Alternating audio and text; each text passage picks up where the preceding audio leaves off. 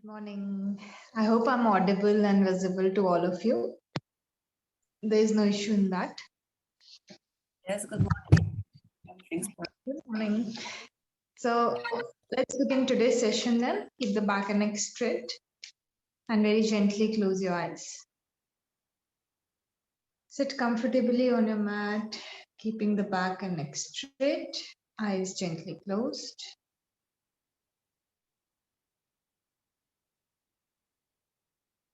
And just begin to observe your breathing.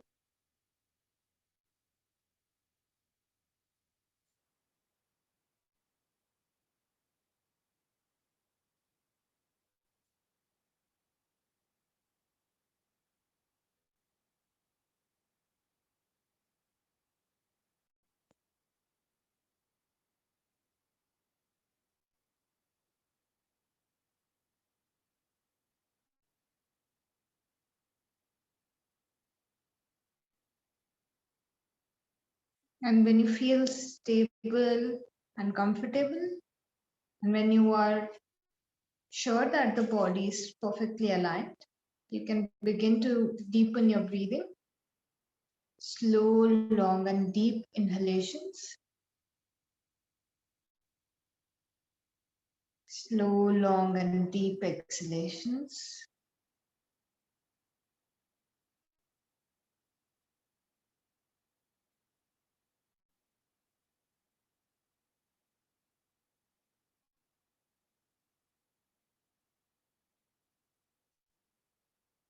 Just take your time to be more connected to your breathing, disconnecting from all of the other thoughts and keeping the mind focused on the breathing.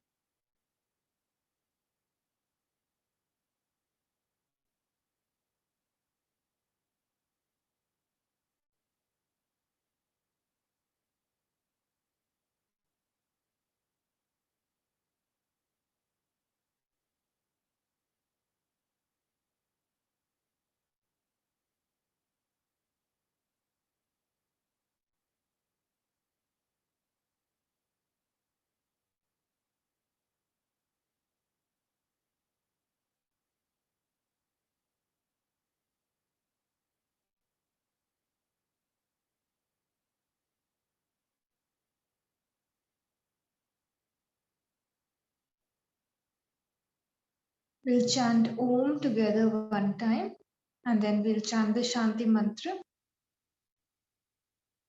Inhale deeply for Om. Om.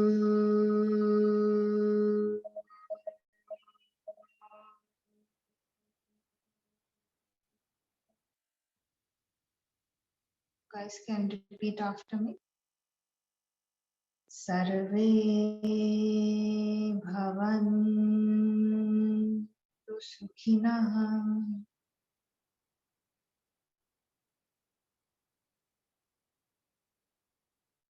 Sarve santu niramaya.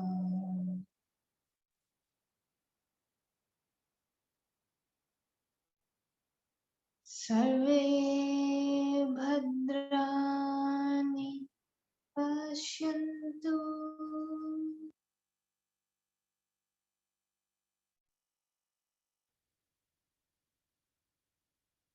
Ma kaschit dukhabhag bhavet.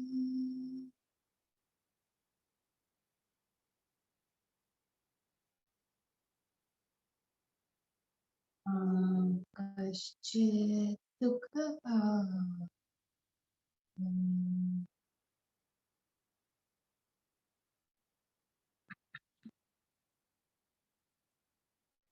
Inhale deeply for Om. Om.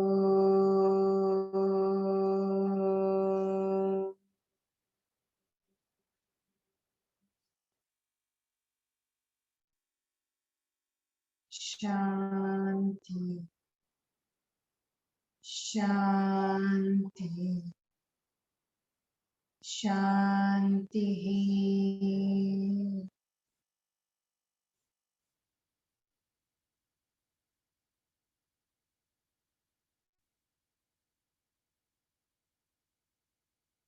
Join your palms together and rub the palms together. Place them over the eyes. Very slowly, while blinking and looking at your palms, begin to open up your eyes. Start coming back over the smile. Namaste to everyone. Let us begin today's session. So yesterday we were talking about Gyan Yoga, or the path of knowledge, right? One of the schools of yoga, and how you can actually begin your journey, right? So if you feel that you are quite, uh, you love to, delve into the mysteries of life, and you like reading up a lot, so it's a good place to start. But again, you have to, like I told you, have to, one thing, prepare your mind. And Gyan Yogi, there is already a lot of cleansing that has taken place, but you can still begin your journey, like on the path of Gyan Yoga, right? So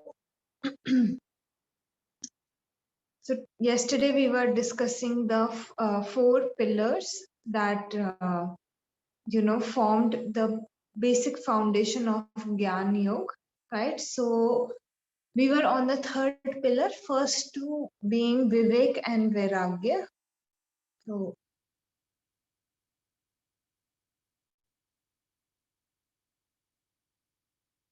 Vivek and Vairagya, this we had development of the discrimination and detachment. Vivek means discrimination, Vairagya means detachment, right? So first two pillars are these, and then you move on to the third pillar, which is Shat Sampat. Everything has been discussed in yesterday's class. So then we come to Shat Sampat. So we were discussing the six virtues. So once your discrimination begins to develop, you will see naturally you begin to become more detached, right?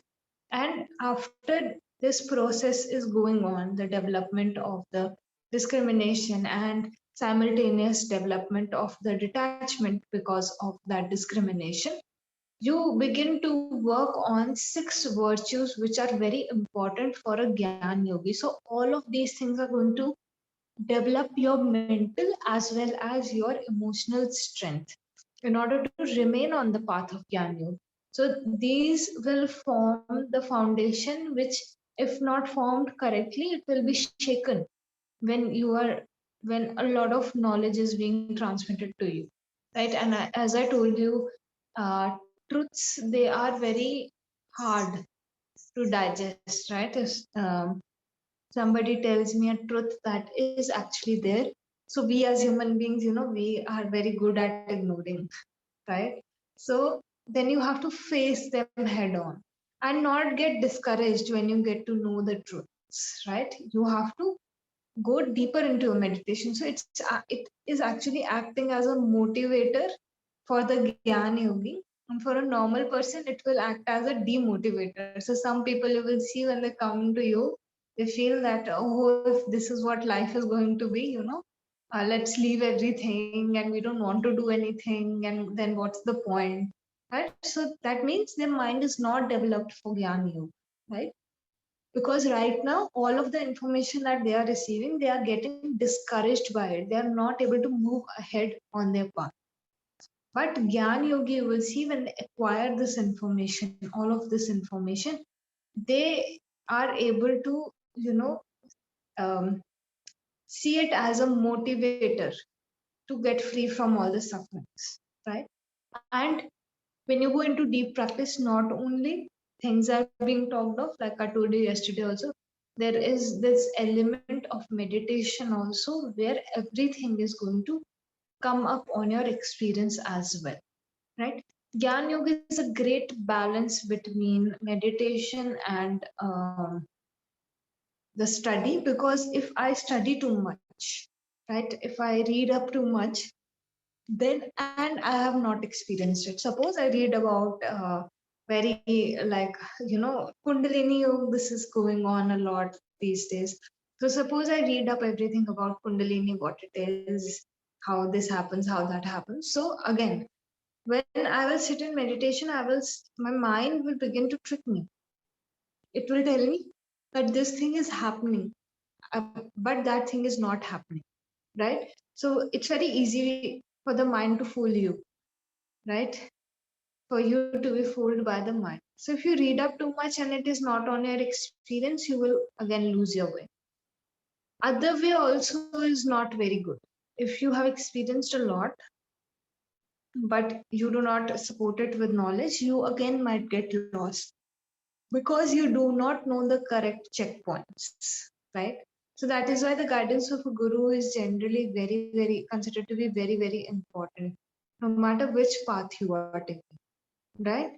So it is quite essential to support the study and the practice. So if you read about asanas, then practice that level of asanas. Or right now, like for most of you, you are just practicing as the classes are going on.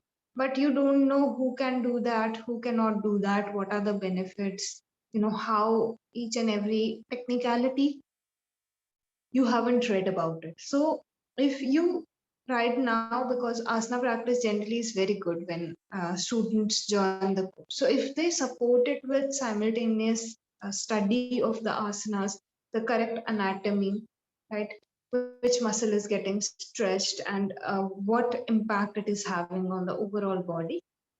So you see, they become very good teachers because they are working on their own body, on their own flexibility, right? And at the same time they are studying also. So when they teach, their teaching is going to be very comprehensive and holistic, right? So they will be able to tell you what kind of variations there are, like your teachers do, right?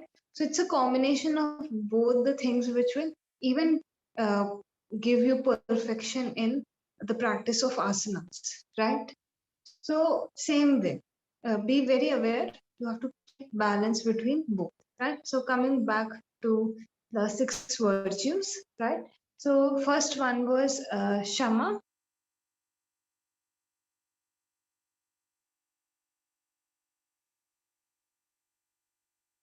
SHAMA, right? This is controlling the mind, right? Now, controlling doesn't mean that you're binding the mind. Controlling means that you are putting in effort to keep the mind in with a particular object. Like for in your meditation classes only, you would have seen that you are mostly practicing dharana, right? Where you are right now putting in effort to be with your breathing, to be with the mantra, to be with your body, right? Whatever your object is, right? So you are actually working on controlling the mind. So it doesn't mean that you are binding it, you are asking it not to think of anything else. You are just like, even if there are a lot of thoughts going on, a lot of emotions coming up, you guys are going to come back to your object, right? So all of this begins with the control of the mind. Even when you are doing asana practice, right? So or shat karma practice, you will see that the mind is automatically getting control because you are engaging the mind in the activity in which you want it to be. If you are, sitting idle during the day, that is when you will notice this thing that the mind will run away in all the directions because you are not giving it something to do, you are not giving it any direction. So it's the mind's tendency to think of that day. You will remember everything that happened, this happened, why did this happen. You will start questioning, you will start doubting, right? And then somebody will come and they will be like, let's go out for a walk, or you have to get out of bed, or you have to get out of this room, right? You have to stop thinking. And that is when you begin to feel better because mind, you know training is not done that way. So it runs away in all of the direction, right? So we have to direct it towards one thing. So even when you are doing Shat Karma and Asana, you will see that you are working towards controlling the mind, right? So even in Gyan, control over the mind is given a lot of relevance. a lot. Why? Because when you begin to control the mind, that is when you begin to gain more control over the senses, right? It is my willpower, my mind, which is going to, uh, like I told you in pranayam class also, the manomay kosh has a lot of relevance, right? That is the your mental state is going to direct what you are going to do, right?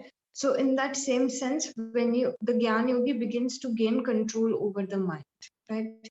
So control how they can read about Gyan Yoga, right? They are reading the book. So what are they doing? They are giving the mind little bit direction in that line, right? They're nudging their mind to get the thinking and everything going in that direction, right? So when they begin to gain the control over the mind, the second thing automatically happens, which is Dhamma.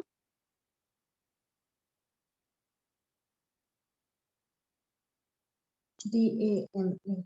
Even Patanjali has talked about this, even Patanjali has said that if you gain control over the mind, the senses in the technique of Pratyahar, when he discussed, he has said that if you gain control over the mind, the senses are going to get inwards. They are going to go inwards. But if the mind is not in control, the mind will run after the things that the senses are running after. So if you gain control over the mind, your senses will directly point inward. So that is how even Patanjali described Pratyahar, that it is he gave the mind a lot of relevance in the process of Pratyahar, right? So when you begin to control the mind, then the second stage comes up, which is Dhamma, which yesterday also I told you, it is control of the senses, right? So this automatically begins to happen.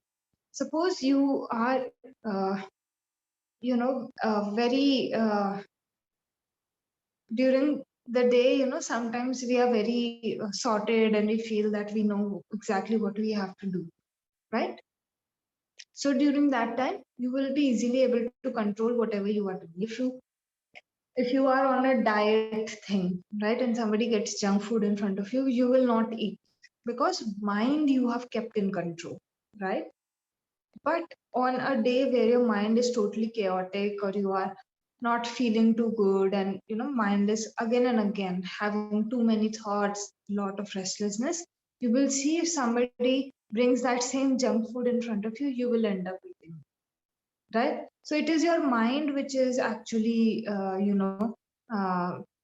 either giving into whatever the sense wants, or it is withdrawing away and telling you, reminding you consistently that no, you don't have to do this thing, right? So first, when you begin to control the mind, you will little by little see that now your senses are also being controlled, like in our philosophy classes. So overall, whatever we have studied till now, your mind has processed some information, and you will see that most of you, as per my estimate, made one or two changes, like, or at least when you were doing your homework, right? So when the day we had food class, you guys sat, ate one meal in that in the ideal way, right? Where you were sitting and you were giving all your attention to your food. So something or the others you guys did, which to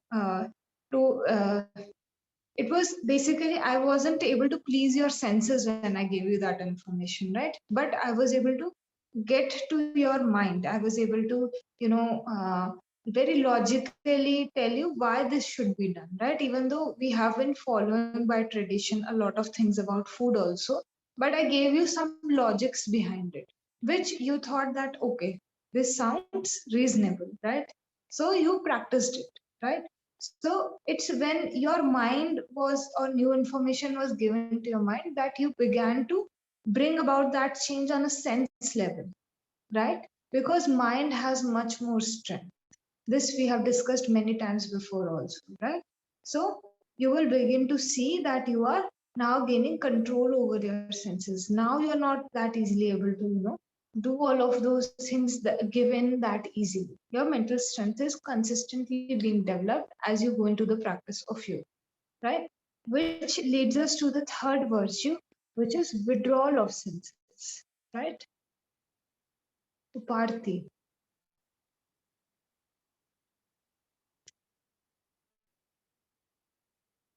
Uparthi. Uparthi. So when you are able to withdraw the senses, control the senses, that is when you begin to withdraw the senses also. Right? So now you know you have control over the senses. Right? Now I know I can control my senses. If my mind is saying that no, you do not have to do that thing, or you do not have to eat that food. So you begin to gain control over senses, and when you gain control over senses, that is when you will be able to withdraw your senses. Before that, if you do not have control over the senses, there is no way in which you can withdraw the senses. You might want to, right? That doesn't mean you wouldn't want to, but you won't be able to do it that way. You would need to, work on the control of senses, because un- until that point you have no control over the senses. So if you want to, even if you want to withdraw, will you be able to um, you know channel or use that, basically control? No, you won't be able to do that thing. You will only be able to do this thing when you have certain amount of control, right? You will only be able to instruct your senses when you have a little bit of control over yourself, right? Or over your senses, right? So then it leads to the withdrawal of senses automatically. So these things you cannot force. This will begin to happen on its own. When you develop vivek and viragya, your six virtues are going to get supported, right? Because now you're not that easily attached to something. So it is going to help you in the six virtues, the development of the first two. And six virtues also come in this order, because one is going to help the other. Right? Now, when you withdraw the senses at that point of time,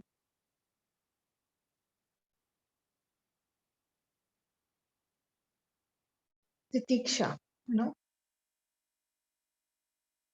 now that you have control over the senses, you have control over, uh, and you are able to withdraw the senses, you will see your tolerance. You are consistently also working on your tolerance, and your tolerance level will increase, right? So earlier, maybe very common example. So some people, they catch sounds very easily, right? Some people, they have very, a sharp listening, right?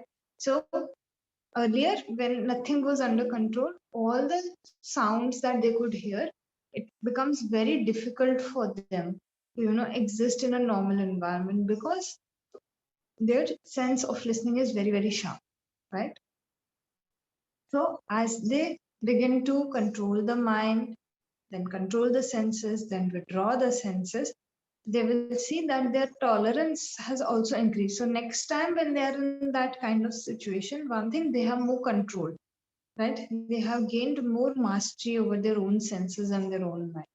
And second thing, even if they are over there, because they have this mastery, they will also be able to, uh, develop some tolerance. So suppose they are not doing anything at that point of time, they're not withdrawing their senses, but they will still see that the tolerance has developed much more, because now they have put in the work on the mind level and on the sense level, right? So even if sense level is not able to support them that much, they're not able to withdraw the senses at that point of time, because the development of the mind and strengthening of the mind has taken place, they will see that their tolerance has increased. And tolerance is something that the Gyan Yogi has to work on a lot, because it is very difficult to tolerate the truth, right? So they are in search of the truth, and they are using their mind to reach that truth, right? So when they receive that kind of information, the mind has to be ready. And if the mind is not ready, again, they are going to go running in opposite direction, right? So tolerance, it comes in with the development of all other virtues, and it is a virtue in itself which needs to be developed. because tolerance will go a long way for a Gyan yogi, be it external environment or whatever they are trying to attain on their path. Tolerance is always going to help them on, right? So when we come, like after the tolerance, we see Shraddha.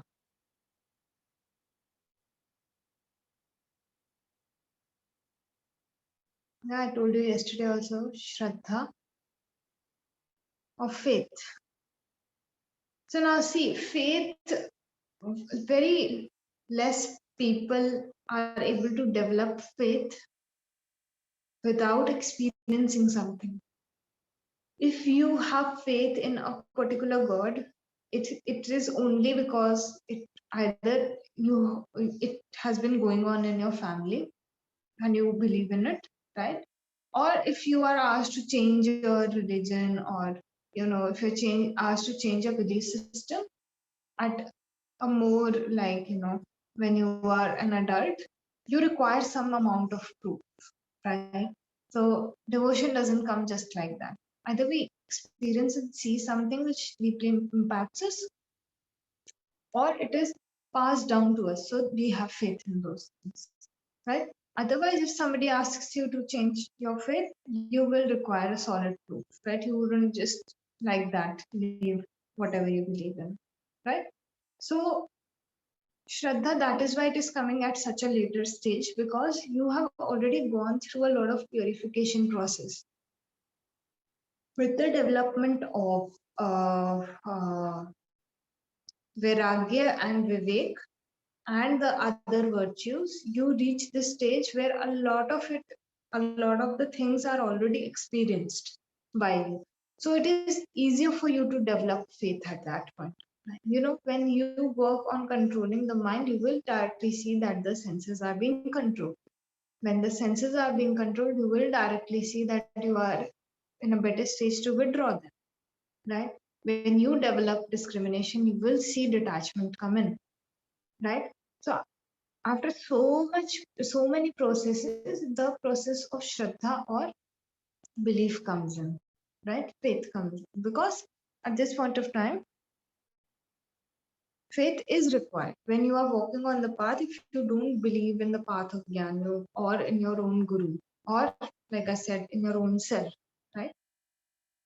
Then you will face a lot of difficulty, because nothing else is going to bother you. But time and again, you are going to lose your own interest.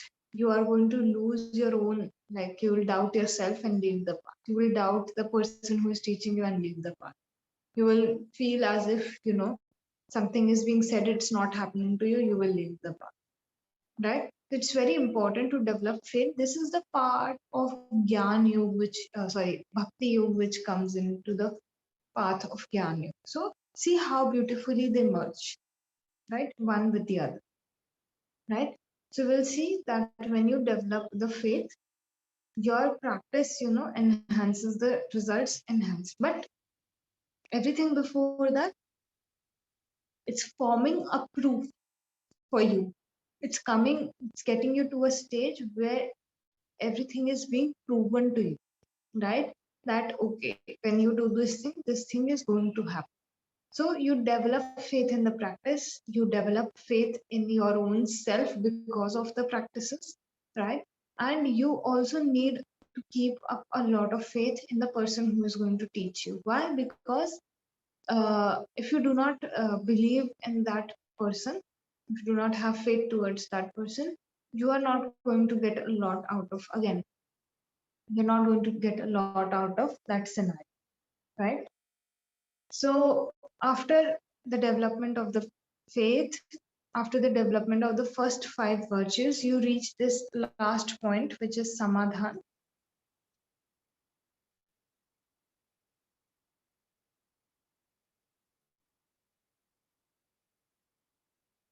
Yeah, one pointedness or focus.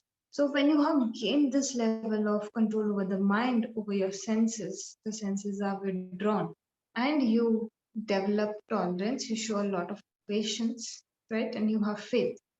When you sit with all of these qualities, Now, when you practice all of these qualities, you will reach a stage of one-pointedness.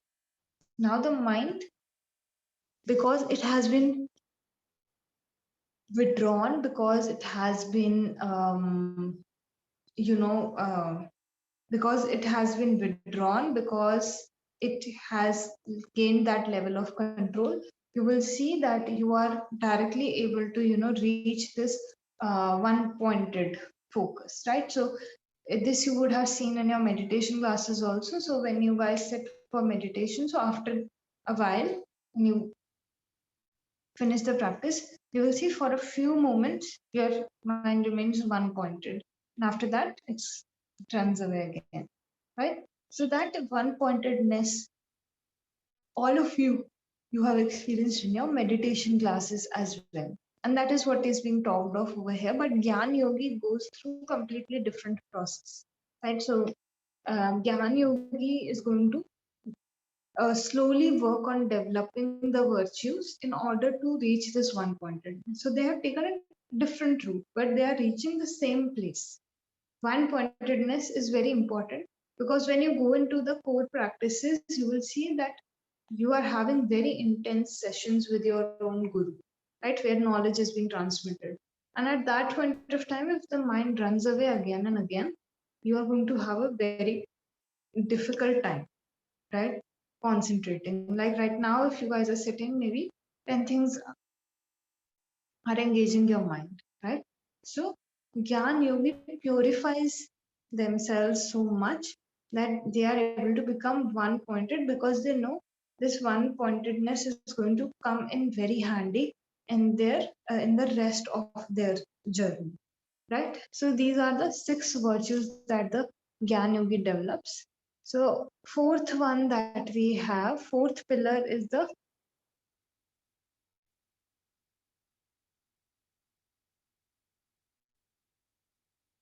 Mumukchutva, right? MUMUKCHUTVA,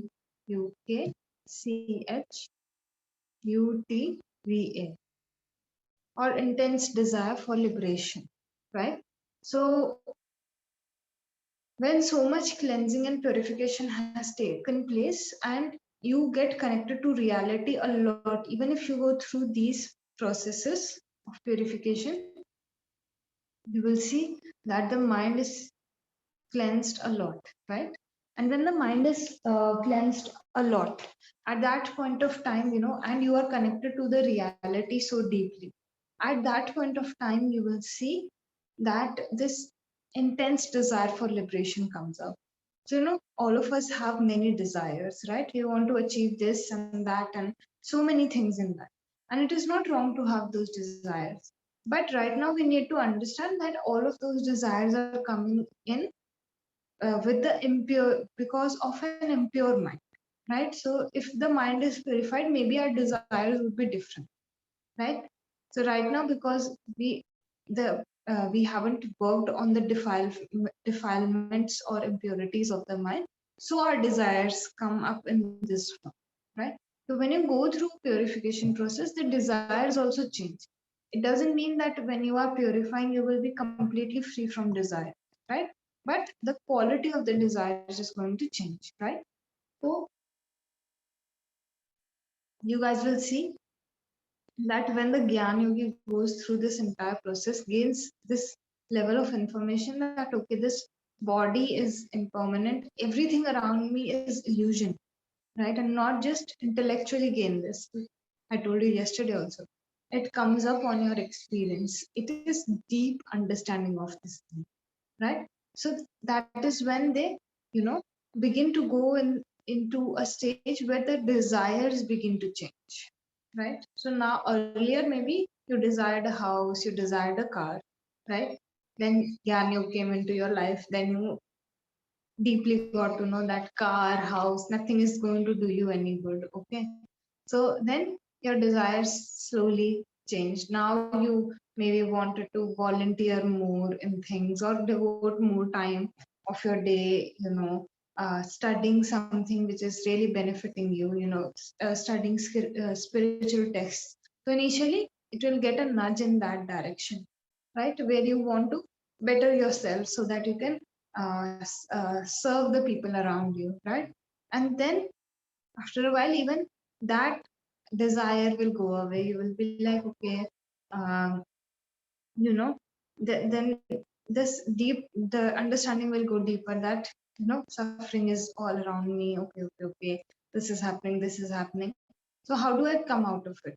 So then the desire boils down to this very particular desire where you gain this intense desire for liberation. You know, it happens to a lot of people where they go into this state where they don't want anything else, they just want to be liberated, right? And a lot of people end up leaving their jobs, the country they live in order to search and look for those answers. A lot of people, over here in Rishikesh, a lot of people come and settle for a lifetime only. They leave their country, their home behind, and they just settle over here and they go deeply into the practices of yoga. So there is something very big that is driving them, right? Nobody would want to live away from their home, live away from the people they love or the things that they love. But the only reason why they are able to do it is because they reached this intense desire. So where all other desires seemed tasteless, and only one desire their mind was stuck to, that I want to be free now. I cannot go through this process again and again and again. So this intense desire comes in, and that doesn't mean you leave your home once again. I'm just giving this example because it is quite common over here. That doesn't mean you leave your home when this point hits you, right? At this point of time, you can choose to, but it's not necessary, right? So you can still work on these things while being in the normal life, right? But it becomes a little bit more difficult, right? When you are fulfilling all of your responsibilities. Gyan Yogi generally, propagates and works on this thing only. So, like if you see the story of Swami Vivekananda, also he went for a lot of conferences around the world, spreading the message of yoga, right? So they channel their lives or change their lives in such a way that now they become propagators of what they want to achieve themselves, right? Because they don't see the any point in doing anything else. They feel that either I am devoting this time to my practice, or I am becoming a propagator of whatever I believe in, right? Because everything else they feel and believe is just wasting their time and their energy, right? So they go into that direction, right? So this question really comes up, that we are talking about being free from all desire. So why this stage comes in? Because it is necessary, right? If you desire something, it is only then that you start working towards, right? So you will see that generally you do not have motivation to work for everything, right? You can, but you don't have the motivation. But when you have a desire or a goal in mind, you work rigorously towards it, right? So the desire has to come up on the path. When you walk on the path, this desire is bound to come. It is only then that you become free from that desire also, right? Because it is a desire, right? You have to rise above it. But having 10 different desires which do not aid you in freeing you from your suffering. I'm not saying that buying a house or a vehicle, automobile is bad. No, they are they make our life so much better and convenient. But Gyan Yogi reaches different state where they want different things, right? So the mind becomes so that, apart from that desire, all other desires, they seem as if it's okay. You can exist without them, right? So slowly you reach this point where you are now narrowing down your desires, and this one really deeply hits you. Like Siddharth Gautam also, like I told you yesterday, right? In his story, when he went out, he encountered 4 instances which gave him that deep realization that now I want to be free from all of this suffering. If this is what is going on, right, then what will I do of all the kingdom, of all the wealth? that I have. Rather, I should use my time in, finding a way to be free from all of my suffering, so that at least the people around me, they can also become free from all of their suffering. So this is the intensity of the desire that comes in when Gyan Yogi reaches this stage, right? Then you come to the core practices. So now that your base and foundation is quite strong, you come to the core practices of Gyan Yoga.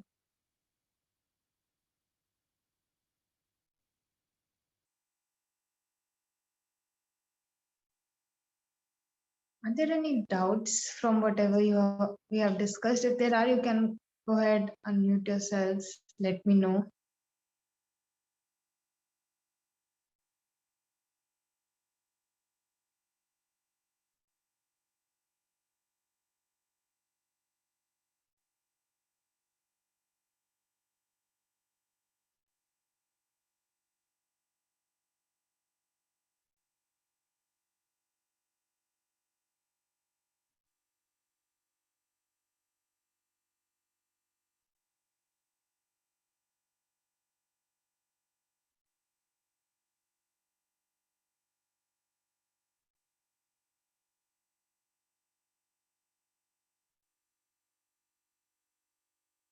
Nididhyasana.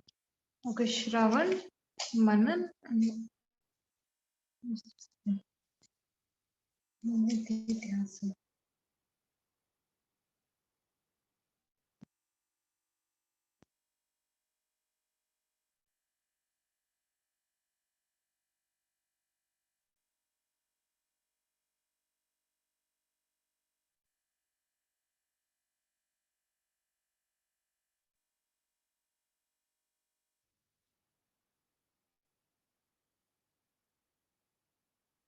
Right. So, Shravan, Manan, Nididhyasana. These three things. These are the core practices, right? Shravan is SHRAVAN. SHRAVANA. Manan, MANAN. Nididhyasan, NIDDYASANA.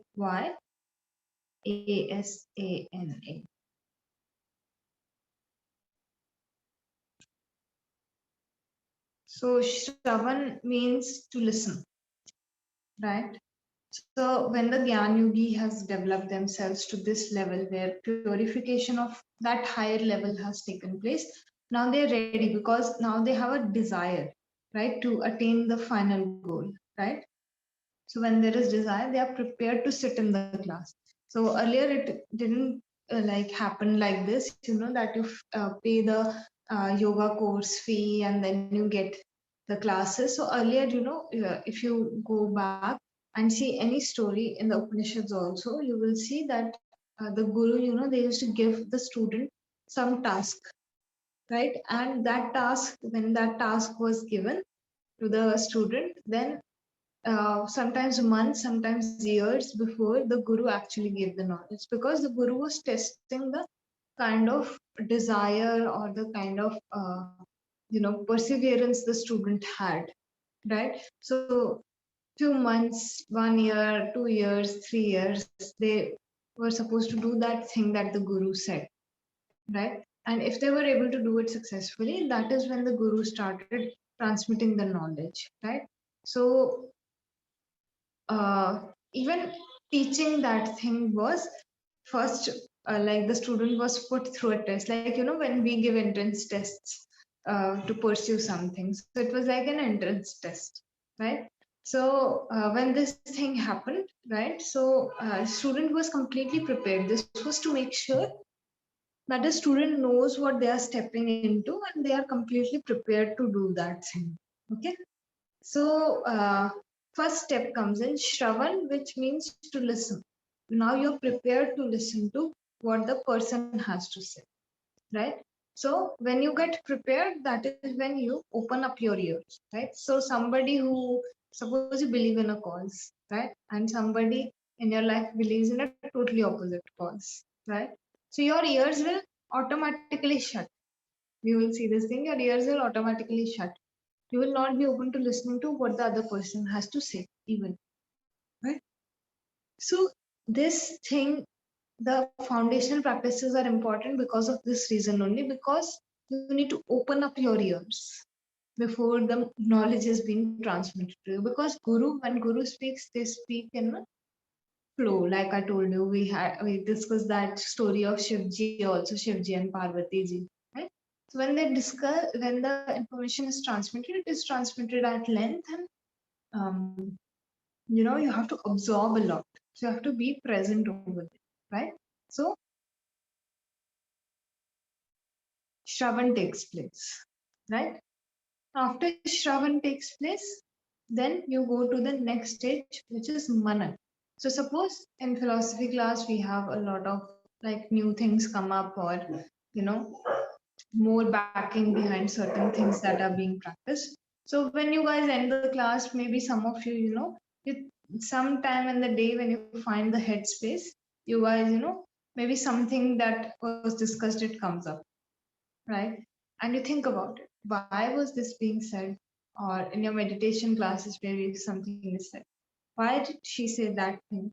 This thing comes up, or you try to have think more around it. Okay, this thing was said.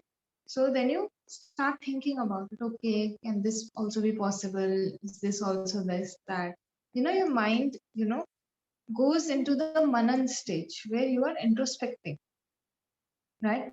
Whatever is being said, you are looking into that. Your mind is thinking about that thing, and not only thinking about that thing, your you think of it in respect of your own life. So like we talked about food, right? Because it's very common example, right? So we talked about food, and I told you how, what kind of intention you set behind food, what is this, what is that, right? So you began, like this thought process began in your mind, right? And then you observed your own actions. Okay, this is how I eat food. I always turn on the TV, or I just talk to someone when I am eating. Right? So you think of it in your own respect, and then you see how you can improve.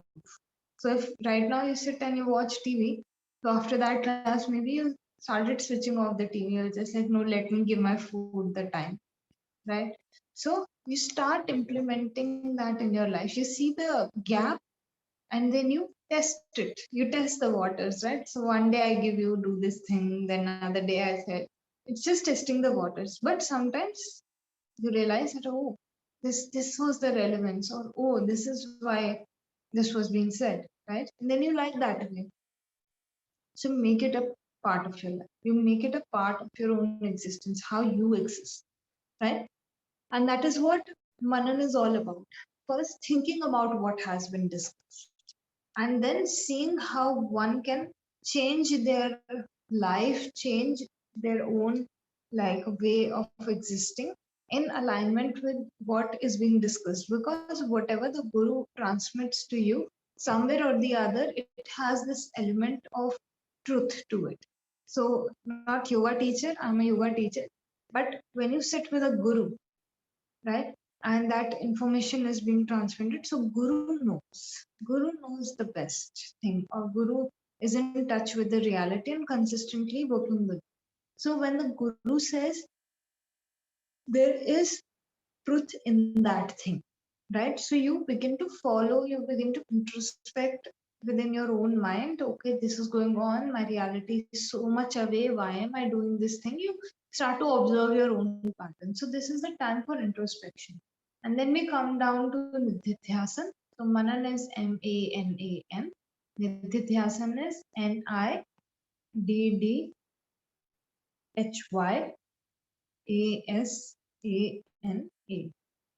Last stage, the core practice, meditation, right? So all of this information, how do you digest? Through meditation. That is the only way. And even Gyan Yoga does not deny that. But Gyan Yogi, they meditate on the, they choose their object very wisely. So they choose the, soul. So in Gyan Yoga, when you come, the talk of the soul comes in, or the consciousness which is going to be carried forward even when the body is not going to exist, right? So now they know that this is the thing that they have to focus on, right? Everything apart from this is Maya, right? Or illusion, right? So they choose their object, which which is real. In their eyes, that is the only reality. In fact, wherever you go, this is actually, this is the way in which it is discussed, right? But Gyan Yoga gives more specific terms to these things. So the individual consciousness, they choose their object being the individual consciousness. And even Patanjali has talked about this, when I don't know if I mentioned this. So when Patanjali, talked of siddhis or vibhutis, right? I told you guys that there are some psychic powers that you get on the way. So even he says that whatever you choose to meditate upon, that psychic power you will develop, right? So if you focus or choose the object of the pure consciousness, and that is the kind of quality that you're going to develop. That is the kind of uh, exploration that you are going to get on that thing. So Gyan Yogi chooses the consciousness as their object, and they constantly meditate upon it with the only thought that this is the only reality, and hence I am meditating upon this, right? So all of the Shravan Manan comes into practice during the Nididhyasan stage or the meditation stage, where everything that is being talked of, they realize when they sit and meditate on their object that this is actually the only reality. That they consistently come back to their object and they realize this is the only reality. So there is no mistaking,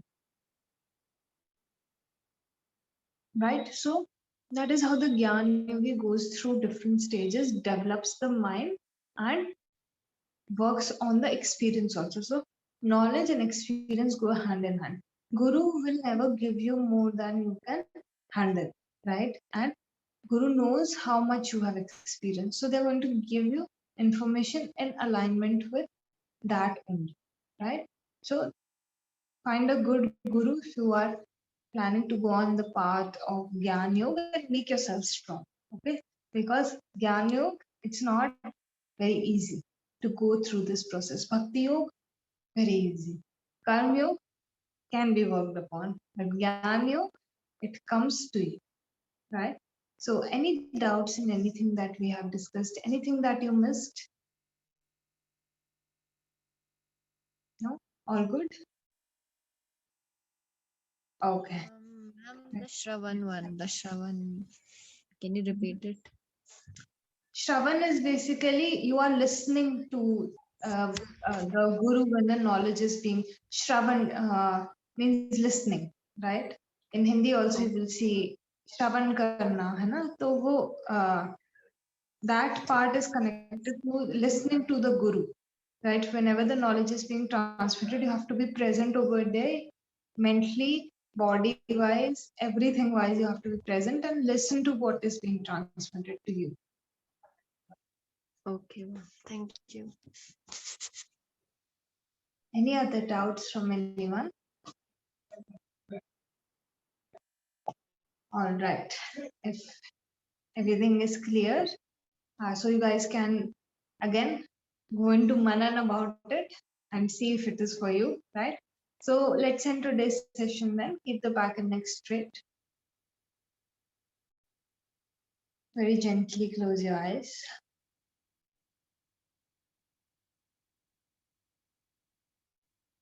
Start observing your breath.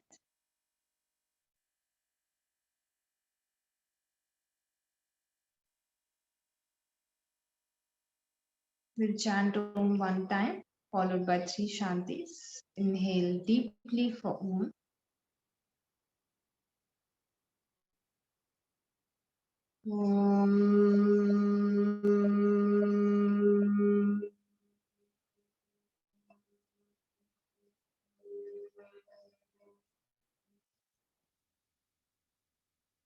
Shanti,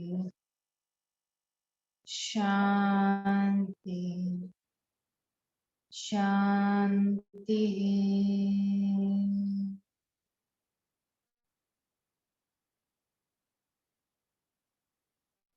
From the palms together and bow down. Let's begin our day with a sense of gratitude. Being thankful for everything we have.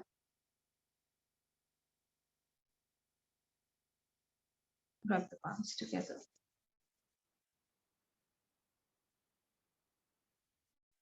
Place them on the eyes. Very slowly while blinking and looking at your palms. Open up your eyes. Start coming back with a smile. Namaste to everyone. You have all your classes today. And so therapy will begin in a few minutes. So enjoy, bye-bye, and take care. Om Shanti to everyone. I'll see you for pranayam. Okay, ma'am.